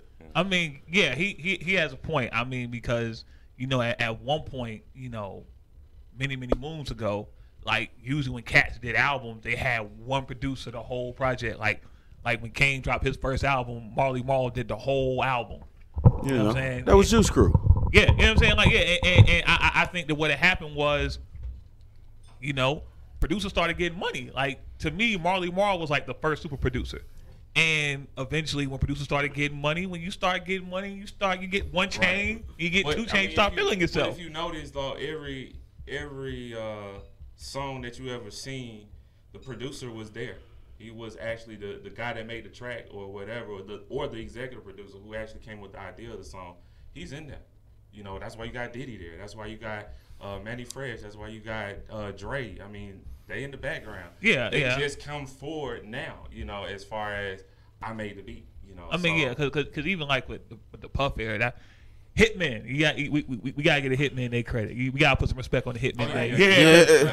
Yeah, like Trackmasters, like Trackmasters definitely, because I don't think they get their credit as a production team. I guess because they didn't do the traditional gritty boom bap production, but to me, they played a huge hand in one of the best hip hop albums ever on It Was Written, because Trackmasters definitely played a sound and taking Nas in a new direction. Exactly. And I think that on It Was Written, I think that I'm gonna go ahead and say it now since we on this conversation. I think It Was Written is better than Illmatic. You don't like it? Fight me. You know what I'm saying? But that's not that far off, dog. I've heard that. I'm gonna be honest. And the reason I say I wouldn't disagree with that either. And I say that because, like I said, with Trackmasters, like, I think people are so stuck on Illmatic that I think that Trackmasters heard Illmatic, obviously, and it was like, Nas is nice, but let's show him how to structure songs. Let's show him let's take what he already knows, put it on the right canvas. And to me, and then he was 15, 16. Yeah, but no. When he made Illmatic, he was 20, and then he had Premier. Illmatic, right? He was 20, and then he had like, of course, he brought back Premier. But that's what I'm saying. Like, if you think about it, Illmatic was an all-star team of producers, though. So it was written. Premier, Havoc, Trackmasters, LES, like that. That's a. But I mean, you look at what's name was Pete Rock, Large Professor, Q-Tip, Premier. Yeah, and he kind of brought back different cats, because I mean, might be like the best hip hop, one of the best hip hop writers. Q-Tip, I don't think Q-Tip gets his. I don't think he does either. Like cross genre, I don't think Q-Tip gets the respect that he deserves. As a writer, as a curator of hip hop, I don't think. Yeah, I mean, You're an artist. Yes. And you put out some good music. We listened to. Thank you. I appreciate it. Premiered it. I mean, it doesn't bother you at all that the skill set that you have in terms of writing, you write from the depths of your soul. So I assume. Yes. That. Y'all ain't heard there are people who like, yet. And I'm gonna go ahead and I'm gonna throw it out there, because there was a boom in the late '90s, early 2000s strip club music. It doesn't bother you You talking about the crunk that era? the Yin Yang Twins could make more money than you could in music? Hey No, man, let me. What question is this? No. I'm about to say, yo, hey, he finna lose. Still playing that music. Right, in that's what all I'm saying, over the bro. world, Like in we strip gotta clubs put and music against this. Go ahead. Oh, now, He almost lost his ATL card. No, I didn't. Wait a second. Wait, I'm not. I don't. This right here, bro. I don't. Wait. As an artist, so I can be clear. As an artist, if Lil Jon gets what Lil Jon gets, I ain't got no problem with that. But as an artist, should the Yin Yang Twins make more than you do? If you hustle, I go from the old Good term. answer, You don't man. work. Good answer. If you Ain't no don't, pocket clocking around. I here. mean, but no. But let me explain. I know where he's trying to go with it. I know. So I'm just giving laughs I feel that Oh, you we're supposed to. know. He light skinned. I knew that would come up. But it's like when you have like when you take someone who's a lyricist, you take like lyricist. I understand it. Even for me as a writer, sometimes I write about what I've been through. Sometimes my shit is kind of dark. Like I mean, one time Agni was like, "My shit make you want to throw on mixed martial arts gloves and go punch somebody in the face," and I appreciate that. And there's some people who they're not those kind of rappers, and that's cool, and they know what their lane is and they go towards it. So I'm not gonna expect every rapper to give me, check out my melody or Once Upon a Time in the Projects. They make fun music. That's their lane. It works in the strip club. When I go to the strip club, I'm not trying to hear Slaughterhouse in the strip club. You know what I'm saying? But you know what? And And I gotta agree with you. When I go to the Booty Club, because we don't have strip clubs down here. If you're from the A, We got booty clubs. Hey, man, Everything started from the bottom up. I used to live Purple in Onion. Dream Girl. Now, Goddamn if you Lil want to go to a Nicky's, titty bar, goddamn. they got places like Jazzy Vegas. T's, Yeah, goddamn. we got booty clubs. So when I go to the booty club and they play "It Was Written," I'm leaving. Yeah, I don't want to Because the stripper's gonna try to rip. One love in the strip club. Right. Yeah, Hell no. So what I'm saying is, you know, they find their lane. Now, as far as with taking that question to another level, that's what I have a problem with the fans. And this is where I have a whole issue with the fans. I have an issue with fans who say shit like, you know, rap sucks nowadays. Whatever happened to the days of, and you kind of insert your favorite 90s or 2000s rapper you want to put, and I'm like, bruh, some of these rappers you just named have dropped a couple of projects, but you're not supporting them. Like, you know, like when people talk about, like nowadays when people try to throw shade at like Migos or Cardi or whoever, I'm like, okay, Migos fans, the game has changed now with streaming. So Migos fans go and stream their shit. And just in case y'all don't know, just so y'all know, 75 million streams get you a gold album, by the way, and 1,500 streams get you one album sale. Message. But what isn't a stream considered? What, 45 seconds? I think a stream is like 45, 30, something like that. But yeah, a play is a play. So my thing is, so for these people like message, you can't get mad at Cardi fans for going to go listen to the artists or Migos fans. When you have a fan base, you go to your shit, you listen to it. So then you have these disgruntled rap fans who are mad at the Migos and mad at Cardi or whatever rapper you want to be mad at who's winning at the time. You just mad at Atlanta. Yeah, niggas is mad at Atlanta. Let's call it what the fuck it is. It's Atlanta hate. It's Atlanta hate is what it is. It's Atlanta hate. The comment ain't directed towards you. Hold on. It ain't directed towards you, but I'm just saying overall, it's Atlanta hate because the Migos are always the fucking poster child for this fucking bullshit. You know what I'm saying? Like it's, yeah, you know what I'm saying? It's, I get it, but at the same time though, man. But you know what? Before the Migos, it was Yin Yang. But we support the hell out of it, didn't we? Going back to your original point about the Yin Yang. Yeah, you was there. Whoever mentioned the Yin Yang twins. Let's talk about the music, the way like music develops based on socioeconomic patterns.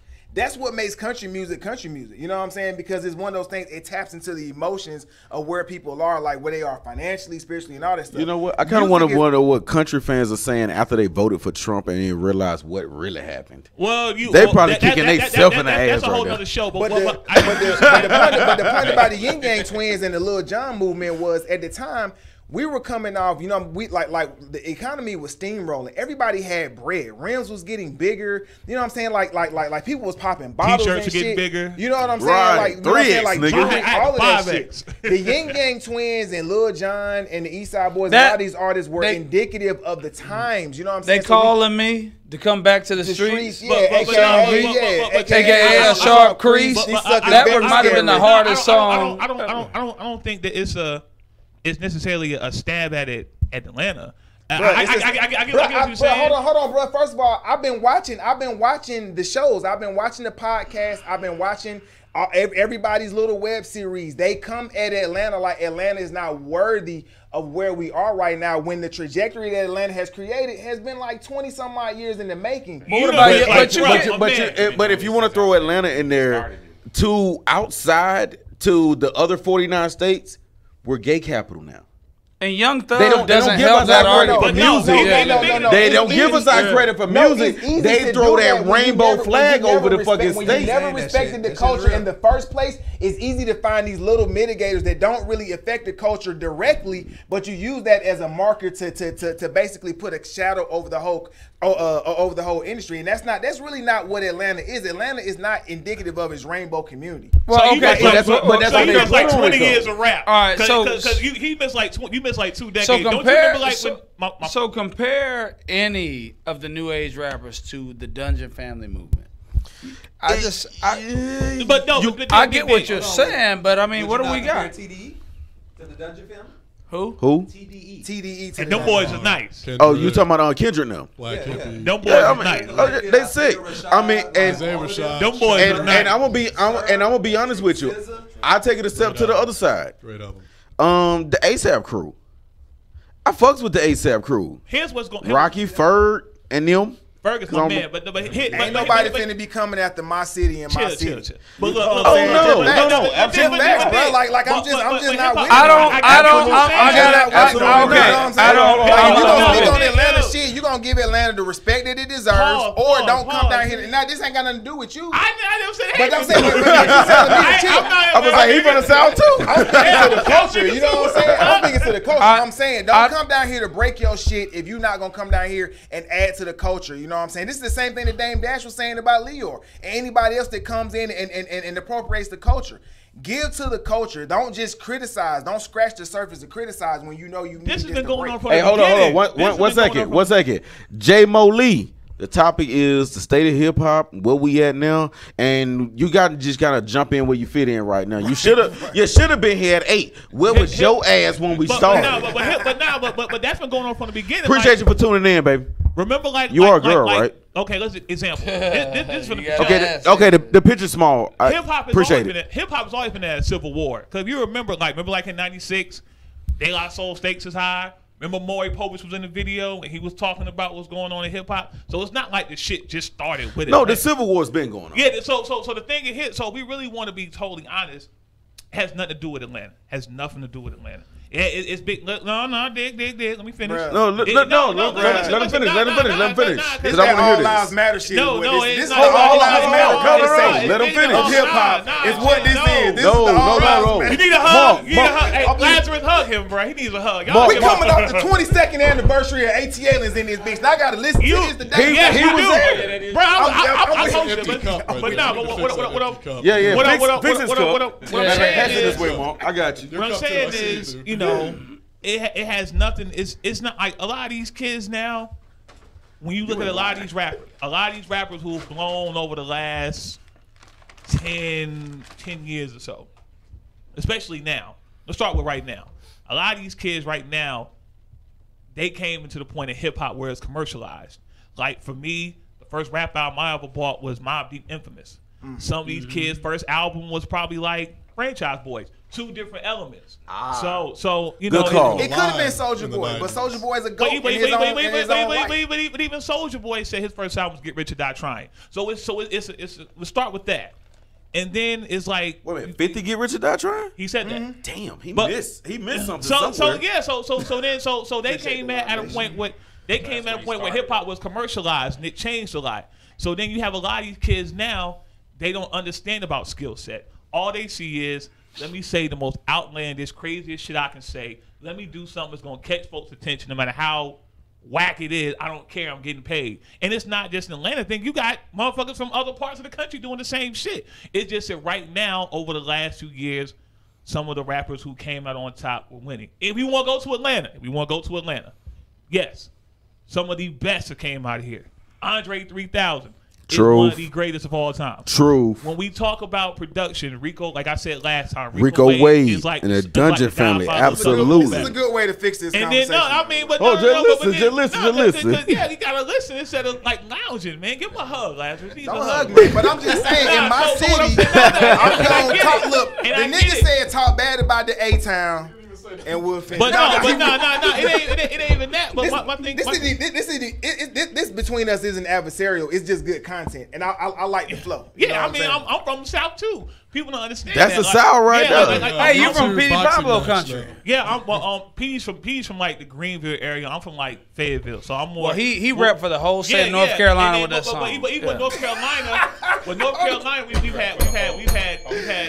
We've had Little Brother. Hold on. Yeah, Rhapsody. Yo, she's dope. And Grammy nominated. She's stupid. I'm gonna go and say it now. You're gonna get mad. This North Carolina got the best spitters. Fight me. Of course you would say that. I mean, I'm from the home of Cujo Goody, but you gonna talk that shit. But my thing is, it's not an Atlanta issue. And I think that we have a lot of us in this room grew up when hip hop, we had a standard for this shit. It was a standard, and we kind of followed the standard. True. And when we clarify that. What was that standard? I'm not. I don't want to. The standard. What I mean by standard was, you couldn't pick this up if you weren't saying shit. That's the standard. True. That's good. You couldn't okay.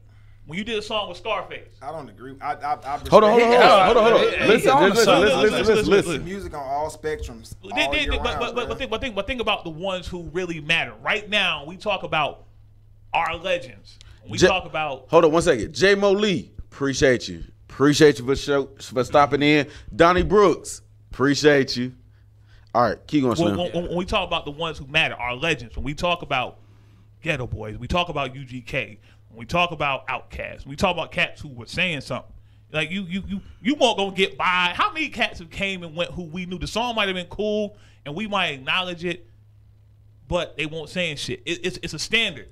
Ooh. You know what I'm saying? Because you know what, we had some hot ass one hit wonders. We did, but it was a standard. So you know, when corporate America, because they didn't think hip hop was gonna last.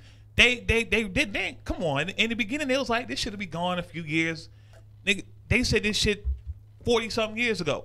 Right now, hip hop is like the biggest selling in music the world. Genre. So of course, it's like it's a back then they didn't want me. Now they want their hands in it. So now, yeah. So we gave them our shit. That's part of the problem. We gave them the power that we had in the beginning. We gave it to them. So now they can go find certain rappers. The rappers who are probably nice are gonna get overlooked because we don't think it's gonna sell. I mean, just talked about that before you got it. And even with music, I mean, we want to take it to another genre. Barry Gordy didn't think What's Going On was gonna sell. What's Going On almost never saw the light of day. To be totally, but now and that was you Marvin's hottest tape. But now you can't turn it off. I say, "Hear My Dear," and What's Going on? But he was mad at him about that album though. He would know because he wanted Marvin to stay with that choo wop shit. And Marvin was like, nah. Marvin pretty much bootleg what's going on. I alluded to Van Gogh as an artist, is where it wasn't popping then, but it's timeless. I mean, yeah, and that's how it is. I mean, so not that. So my thing is hip hop as a whole. Yeah. Like I said, I think that I'm starting to see over the last few years that standard that was set years ago was starting to come back around. Like I said, I can't get mad at what the kids want to hear. Whatever the young kids want to hear, that's what they're going to go listen. Because truth be told, but they don't know any better. But truth be told, this rap thing was started by the kids. Now, mind you, we talking about those kids of the late 70s into the 80s. Those, you know, some different kids apparently. But this was the kids' music. What happened is we got old, y'all. I hate to tell everybody here, we got old because here's one of the things. Here's one of the things that broke my fucking heart back when I was younger. With the gray beard, talking about Right. Hide your beard now. Hide your beard. Yo, but here's one of the things that hurt my soul back when I was younger. My older brother, who put me on to, my older brother had me listening to My Philosophy in like middle school. Now, mind you, that shit was 10 years before I got there. So I'm talking about my older brother put me on to KRS, the Rakim, the EPMD. So when Master P comes out, I'm thinking Master P is like the greatest shit ever. Hurt my soul. My brother listened to that shit and was like, yo, this shit's trash. And walked the fuck off. I mean, but it's like Master P was of my generation. Right. As opposed to where BDP was of his generation. Right. Like, so the next generation. Two things real quick. Because I'm noticing something. Number one. Can somebody give me some whack music out of New York, objectively speaking? Designer. I mean, like, objectively speaking? Yeah, objectively speaking. Designer don't count. Subjectively? I got a point. Hold on. So we not count. Rap and Duke. Give me some music. Give me some music. You talking about recently, or you talking about period? Out of New York in general that people would agree is some trash music. Lord Tyreek and Peter Guns. In terms of old school, that shit was dog. Okay, Lord Tyreek and Peter Guns. That was ass. Bro, that sample was fire, bro. Fuck the sample. We're talking about the lyrics. Yeah. That shit was ass. I mean, but you know what? And speaking of that, I'm glad you said something about what you just said. You know, say what you had said about what he had said about what he said. To the Civil War of hip hop. The fact that the shit is divided by coast. Remember back when we used to go buy albums out of like Best Buy and FYE and all these stores? Turtles. How about that? But remember, No, remember you would Blockbuster buy music. CDs? Yo, did nobody say Camelot or Nah, Peppermint? fuck all that. Remember This guy what- gets it. Peppermint was always $3 cheaper. South Cab Mall. Hey, Shout out to Big let me O. hold- let me hold $3. But no. But You what want I'm the saying is, Peppermint, you got extra. remember when we would buy albums, right? Uh-huh. And when we bought albums, Had let's the liner notes. just say when you went fuck the liner notes right now. When we bought albums, it would say, let's just say, Twister, Midwest rap. When you bought like Cube, it would say West Coast rap. True. And we like this shit's been divided from the beginning. Like You didn't have that Predator album. Why you talking about Man, that? why you talking The about hell like, I ain't got that You Predator know, album. the hell I ain't got that Predator the reason why it's album. divided is because. But don't get me started the in this shit about that epicenter of Predator hip-hop, album. The birthplace of hip hop was what's it? 1520 Sedgwick Ave. Is that what it is? Yeah, South Bronx. Right. So that's the birthplace of hip hop, right? I don't care if you from With that Okeechobee, being- Wisconsin, with Boca that- with Raton, that being- Florida. with I that care about being can you rap. With that being the birthplace of hip hop, where you are actually a product of the newer generation. Because you think a little bit more progressively. You understand that Michael Jordan might be the greatest, but the eye test tell you that it's LeBron. You're able to Hell see no, it's Kobe. Don't get me It's started on Kobe. that white LeBron. Yo. But my point is that you don't automatically give it to Mike. But I'm saying though, I ain't never heard somebody from New York say that New York music was garbage. You shitting me? I'm just saying. I'm saying on the broad scale. I don't hear that argument. I've heard. I don't hear that argument. I always hear the argument that everything else that's not from New York is trash. It's always a battle, and this is why. This is why I have the argument.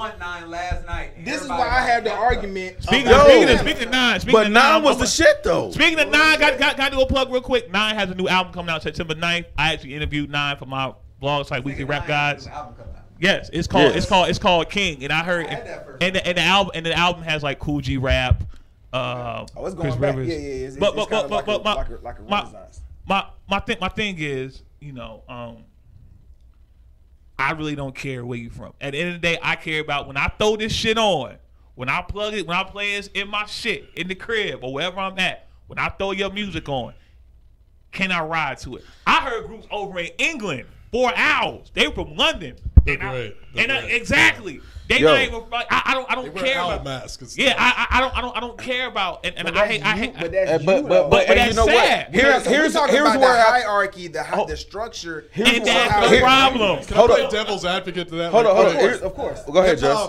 Hip hop as a genre, I don't think is used to being around as long as other genres have been around. It came because we weren't supposed to. So You're right. You're right. Rock and roll, with jazz, you have a separate rhythm and blues section. You have this kind of like instrumental jazz section. I think that instead of think of it as people trying to divide us or people trying to like put labels on us, I think hip hop it's the biggest genre in the world now. That's like undisputed. I think it's just gotten to the point where you have